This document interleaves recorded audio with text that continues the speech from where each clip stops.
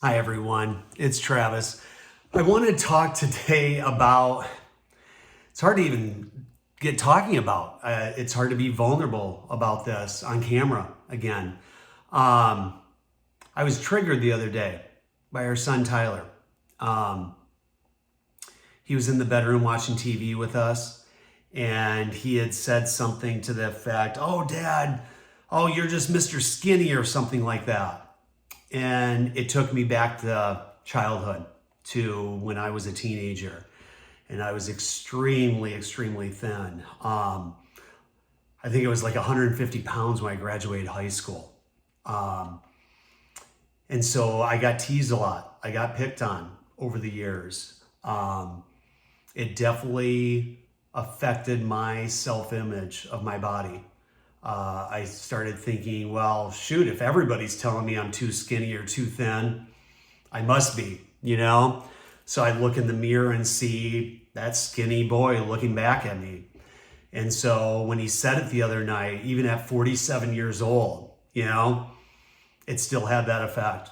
It still took me back again to my teenage years and that thought process about my body and how I, at times, again, didn't like it. I didn't want to be skinny. I ate like a horse, like most teenage boys, and I couldn't put on a pound, not a pound. And so the point of me bringing this up and talking about this is we talk a lot about shame with our kids and building up shame resilience to people saying things like at school, other kids saying things to our kids at school that are kind of shaming type things. And we talked to Ty about this and how it did trigger me and why it triggered me.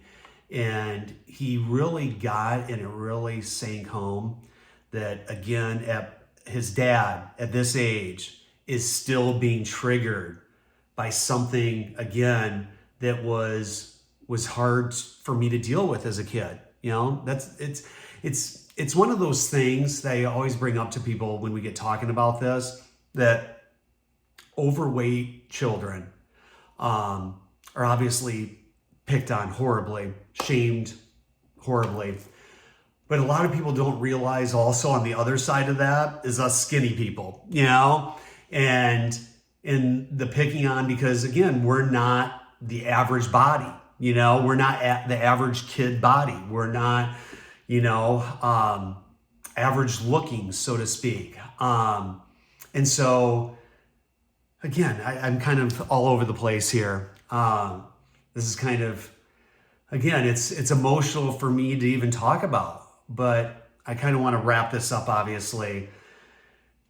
It's so important to talk about shame and have open, honest conversations with your kids about it. It's something, the more you talk about it and get shame out on the table, the less it builds up. The reason why it built up for me, honestly, is I didn't bring it up to anybody. I felt so shameful inside about myself and about my body. I couldn't even talk to my mom or dad about it, or to my sister about it, because it just it felt so uncomfortable to even think about, that people were saying that kinds of things about me and how it made me feel. I felt weak. I felt, pathetic, and I didn't want to let my family know that I was weak and pathetic. And so it's so important that we teach our kids as early as possible. It's okay. You have to talk about these things, because if they don't, they build up inside you and they fester and they fester and they fester. And then when your son, who's 12 years old, brings up, "Dad, you're skinny," and it triggers you, you realize you have more work to do in this area to heal from that. And I know I do. I know I have a lot more healing to do, and that could take the rest of my life to heal from this. It's just the reality. But I'm working and working and working on, again, building up that shame resilience. And also, if it's an adult that brings something up, now I'm able to have that conversation with them and set that boundary with them that, hey, you know what? I'm actually not comfortable with you calling me skinny, because here's why. And again, it's a very similar conversation that I have with the kids.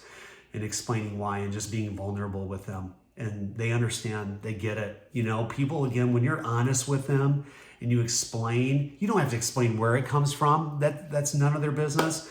You can just simply set the boundary with them and say, you know what? I'm not comfortable with you calling me skinny. It triggers me, you know? So anyways, have a great rest of your day with your family. Love you all. Take care. Bye-bye.